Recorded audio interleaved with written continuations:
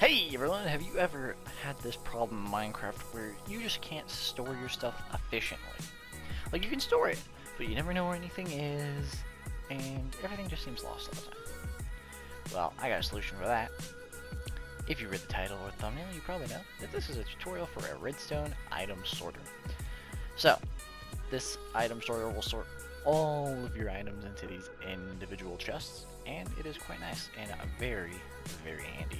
Now for a quick simple proof of concept, just to show that this does indeed do as I say it does. If we quickly look in this chest, all the items have flown through. It does go very fast. It goes at the speed of a hopper. I don't know the exact speed of a hopper, but they do go fast. If we go on all these chests, as you can see, I did chuck a lot of items in here, and the only items that managed to go into these chests are the ones that are meant to be sorted into it. All our other items ended up in here, and none of our sorted items ended up in the junk chest. And no, you don't have to put a chest here. You could also opt in for a trash can. I will not be showing how to make that, but you know, just in case you want to go look up some other tutorial, because I don't have a tutorial on how to make a trash can. Anyway, now I will be going ahead and showing you how to do this, but before we do that, I'll make sure you guys know the dimensions of this before we build it. Floor level will usually be one block beneath these chests, so for reference, this is where your floor would be. Your chest would be on top of your floor. Usually your wall will be somewhere around here. So if we're starting this from floor height going upwards, this is about a 3 block tall build. If you want to have your input chest be lower than that, you can hook up an item elevator. As I said, I'll probably do a tutorial for that in the future. And if you want it to be higher, just do more hoppers. It's not that hard. Anyway, if you're going for depth from floor level, usually this will just be sitting right inside the floor with one block being beneath the floor. And from depth from where the wall would usually be, which you can have the wall be anywhere. You could have it be in line with the back chest, or you could have it be in line with the hoppers. It really does not matter, but it's up to personal preference for that. But for my depth measurements, we're going to be taking the wall from right here. It will be 1, 2, 3, 4, 5 blocks back. So make sure you take note of that when you are building this. That way you do not run out of space while building it. Hence why it's at this part of the tutorial. Anyway, next up, it is time for the materials that are going to be needed for this. I don't think I've mentioned this yet, but this is a tileable item sorter. All you need is one wide section. That's why I didn't give a width measurement, because at the end of the day, you can make this as long as you want. So, as far as length goes, you're technically building in a 1 block section, and that is what this tutorial is for. If you want to extend it, you just build a section next to a section, and there you go. But do note, these material listings are for one section only. But you're going to want 5 building blocks. Hey, this is Editing Sean here. You're going to want 1 extra building block depending on how you build this for that block that has the repeater on top of it. Just thought I'd throw that in there. 1 redstone torch, 1 redstone repeater, 1 redstone comparator, 3 pieces of redstone dust, 5 hoppers, 2 chests for your storage, and then either a chest or a shulker box for your input chest. Those are all the materials you're going to need for this redstone build. Oh, another side note I'd like to quickly make is that these hopper counts does account for this little output here so that you can have your input chest. Never put your input chest directly on the same level as a chest. That can sometimes cause a little bit of chaos to happen with the redstone. So, make sure you have a little bit of an extension for your input chest. So, first thing that we're going to want to do is we're going to want to designate the area where we want our first little repeater to go. I'm going to put my repeater right here. After that, you're going to want to place a block here. You're going to place a block there. Shift, place a block on top, and then place another block there. Okay? After that, place a redstone torch there.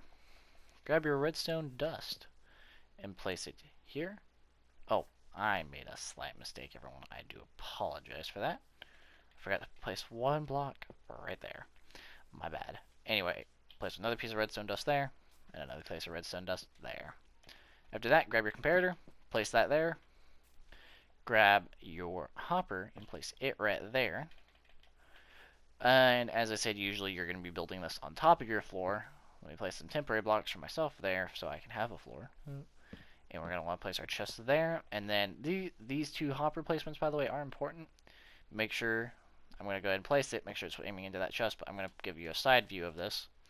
Make sure that both of your hoppers are facing the same way mine are. You want your bottom hopper to face into the chest. You want your top hopper to face into the comparator. This is very important. If you mess this up, you could end up with lost items and all sorts of other stuff.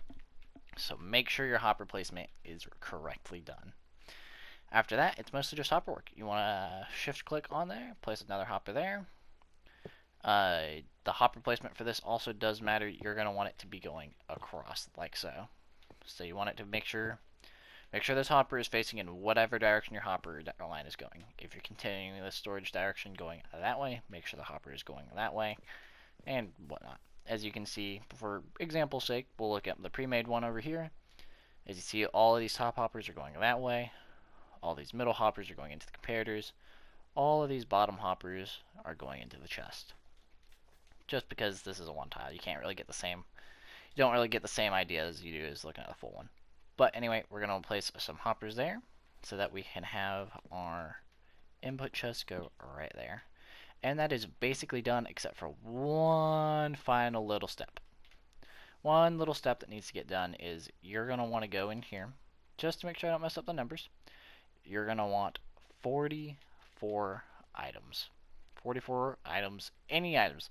I do recommend renaming these items. Grab yourself an anvil, get 44 items, and rename them, because these are going to be your kind of key items. And the reason that you want these items, by the way, is so that when your item of choice that's getting sorted, in this case we're using redstone for the sake of the example, when that gets picked up into this chest, these 41 items puts into the comparator, which I'm not going to bother explaining fully what a comparator does in this video. I have a series that I'm planning at the moment of recording this, where I'm going to go in detail as to what certain redstone components do and how they work and, practical uses for them. But what this does is, if you do already know what a comparator does, if not, you can kind of ignore this part right here. But what it does is it's going to detect these 41 items, 44 items, my bad, plus this item that's here for your sorting. It's going to detect it, and it's going to have a redstone pulse to right here. One more little item that goes into that hopper will extend that pulse to here.